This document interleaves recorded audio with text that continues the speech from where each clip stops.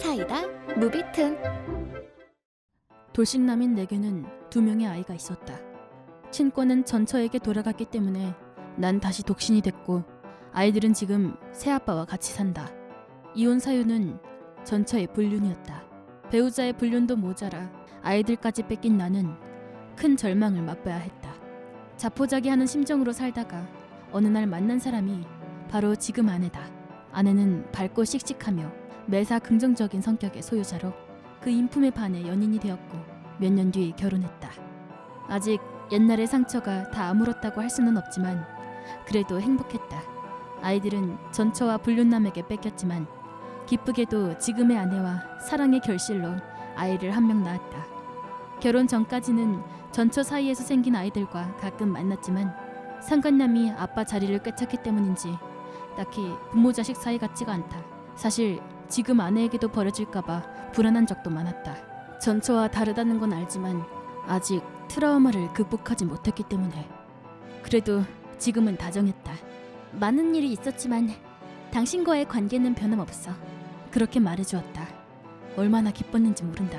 새 삶을 얻은 것만 같은 기분이 들 정도였으니까. 아, 나는 이제 더할 나위 없는 행복을 잡았구나 생각했다. 그런데 마침 그때 전처와 사는 딸에게서 전화가 걸려왔다. 딸한테 전화 왔네. 딸이 친부에게 연락하는 게 이상한 일은 아니지만 자주 연락하는 사이도 아니라서 몹시 심란했던 것으로 기억한다. 아니나 다를까 전화를 받자 당장이라도 울 것만 같은 딸의 목소리가 들려왔다. 여보세요? 큰일 났어. 엄마랑 아빠가. 전처와 상간남이 교통사고에 휘말려 즉사했다고 한다. 그 둘의 죽음은 내게 심적으로 아무 영향을 주지 않았지만 남겨진 아들과 딸 때문에 근심이 컸다. 데리러 가고 싶은 마음이야 굴뚝 같지만 난 이미 새 가정을 꾸렸다. 나는 복잡한 심경을 아내에게 토로했다. 그래, 다녀와. 아이들 걱정될 거 아니야. 마치 내 마음을 꿰뚫어 본 것만 같았다. 미안해 여보. 내 옛날 일에 자꾸 엮이게 해서. 아내에게 말한 뒤 아이들이 있는 곳으로 향했다. 현장에 도착하자마자 아빠. 중학생이 된 아이들이 내게 울면서 달려들었다. 전에 봤을 때보다 한참은 더 커버린 아이들을 보고 깜짝 놀라면서도 부모를 잃은 가엾은 아이들을 꼭 끌어안아 주었다. 그 후 아이들을 누가 거두어 키울지 논의하기 위한 자리가 만들어졌다. 전처와 남자 쪽 일가 친척과 함께 이야기를 나눴다. 남자야 친척들은 당연히 반대했고 전처 쪽 친척들도 아이들을 거둘 생각은 없어 보였다. 조부모는 세상을 떠난 지 오래였다. 아빠? 전처에 피가 섞인 아이들이 나를 뚫어지게 쳐다보고 있었다. 중학생, 자기가 처한 상황을 충분히 이해할 수 있는 나이다. 그래서일까 아이들이 느끼는 불안이 고스란히 전해졌다. 아무도 거두어가지 않는 상황에서 나까지 거부하게 되면 아이들이 가게 될 곳은 고아원뿐이다. 그렇다 해서 새 가족과 새 삶을 꾸린 마당에 쉽게 결정을 내릴 수는 없는 노릇이었다. 아빠, 우리랑 같이 살면 안 돼? 아이들은 말했지만 솔직히 말하면 고민됐다. 전처에게 배신당하고 버림받아서 모든 것을 잃었는데 가까스로 되찾은 행복마저 또 잃어버리면 어떡하지? 그 생각에 휩싸여 기꺼이 알겠다고 대답 못한 나 자신이 한심하기도 했다. 아이들을 사랑하긴 하지만 지금 아내가 어떤 반응을 보일지 무섭기도 했고 갑자기 이렇게 큰 아이들을 떠안게 될 아내를 생각하면 아무리 머리를 싸매도 답이 나올 것 같지가 않았다. 나 혼자서는 결코 해결할 수 없는 문제이기 때문에 그날은 일단 친척집에 아이들을 맡기고 아내와 상의해보기로 했다.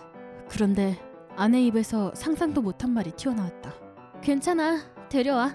그게 뭐 대수라는 듯한 말투였다. 진짜 괜찮겠어? 갑자기 애가 둘씩이나 생기는데? 심지어 피 한 방울 안 섞인 남의 애들을? 아내가 낙천적인 성격인 건 알고 있었지만 가족의 앞날을 좌우하는 문제를 이렇게 쉽게 결정해도 되는 건가? 이게 얼마나 큰 문제인지 아내를 이해시켜보려고 했지만 아내는 의견을 굽히지 않았다. 괜찮다니까 그러네. 가족이 된다는 게 뭔지는 알아? 평생 동고동락해야 한다는 뜻이야. 그게 뭐? 온 세상 재혼자들은 그걸 염두에 두고 재혼할걸? 누가 보면 지구에서 자기만 전체 애들 데려온 줄 알겠다. 걔네 친권도 원래 전처가 갖고 있었어. 만약 자기한테 친권이 있었으면 진작 나랑 가족이 됐을 애들이잖아. 그냥 시기가 늦었다고 생각할래. 아니, 그게 문제가 아니라니까 그러네. 아무렇지도 않다는 듯한 태도에 반론도 못하고 말문이 막혔다. 자기 애들이 곧 내 애들이지 뭐. 진짜 괜찮은 거지? 걔네가 나를 엄마로 받아들여준다면야. 관대하게 미소 짓는 아내의 모습에 그만 눈물이 차올랐다. 우리 애가 아직 갓난아기라서 다행이야. 초등학생 정도만 됐어도 혼란스러웠을 텐데 아내는 오히려 나를 설득했다. 그 후에도 정말 괜찮은 거 맞냐고 몇 번이나 확인했다가 너무 과보호하는 거 아니냐며 한 소리 들었다. 우리는 끝내 아이들을 받아들였다. 안녕. 오늘부터 너희 엄마가 될 땡땡이라고 해. 너희 아버지한테 얘기 많이 들었단다. 안녕하세요. 내 피만이 섞인 두 아이와 아내가 대면했다. 처음엔 주눅이 들어있었지만 질풍노도의 시기를 거쳐 어른이 되고 10년이 흘렀다. 물론 우여곡절도 많았다. 사춘기도 찾아왔었고 엄마 잔소리 지긋지긋해. 딸의 그 한마디가 모녀간 다툼으로 발전해 아침 나절까지 이어진 적도 있었다. 하지만 모든 나날에는 사랑이 깃들어 있었다. 그렇기에 오늘날의 아이들이 있는 것이다. 그로부터 몇 년이 지났다. 오늘 어버이날이라서 엄마한테 주려고 선물 샀다. 나도 알바해서 번 돈으로 샀어. 아이들이 작은 선물 꾸러미를 불쑥 내밀었다. 장성한 아이들은 아내를 살뜰히 보살폈고 터울이 많이 진 막내 동생을 적극적으로 돌봤다. 나는 아이들에게 최대한 전에 살던 엄마 아빠와 어떻게 지냈느냐고 묻지 않았다. 그런데 한 번은 고등학생이 된 딸을 차로 바래다주고 있는데 딸이 갑자기 엄마 돌아가신 건 슬프지만 난 지금 엄마가 우리 엄마라서 다행이라고 생각해. 그렇게 말한 적이 있었다. 그땐 무심코 창문 밖을 내다보며 웃고 말았지만 아내의 사랑이 아이들에게 전해졌다는 게 너무 기뻐서 하마터면 울 뻔했다. 고마워 얘들아. 너희 엄마가 돼서 난 너무 행복해. 너네 어렸을 땐 사고뭉치였잖아. 아내는 3명의 아이들을 차별하지 않고 사랑해 주었다. 뒤에서 험담을 하거나 욕을 하지도 않았고 참고 산다는 티를 내지도 않았다. 그런 아내에게 고마움을 전하고 싶었다. 당신은 정말 최고의 엄마야. 뭐야 갑자기 닭살 돋게. 아이들 데려와 키운 지 벌써 10년이 지났는데 진짜 훌륭한 엄마라고 생각해. 근데 있잖아. 애들을 사랑하지 못하면 어쩌나 불안해한 적도 있긴 있었어. 근데 괜한 걱정이었지 뭐야. 그래? 당신도 불안했던 시절이 있었구나.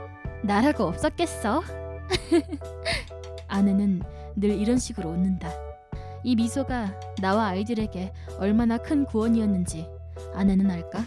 아이들은 갑작스럽게 부모를 잃고 새엄마를 맞이해야 했다. 그럼에도 함께 살 수 있었던 건 이 사람이 아이들의 엄마였기 때문일 것이다. 미안하고 또 고마워. 당신과 결혼한 건 내 인생 최대의 행운이야. 정말 진심으로. 나는 아내를 꼭 끌어안았다. 내 맘도 그래. 품 안에서 아내의 웃음소리가 들려왔다. 그런데 자기는 나한테 줄 선물 없어? 최고의 아내에게 주는 보상으로. 있지, 왜 없겠어. 아이들이 돌아간 다음 단둘이 됐을 때 주고 싶었던 아내를 위한 선물. 오, 기대해봐도 되지?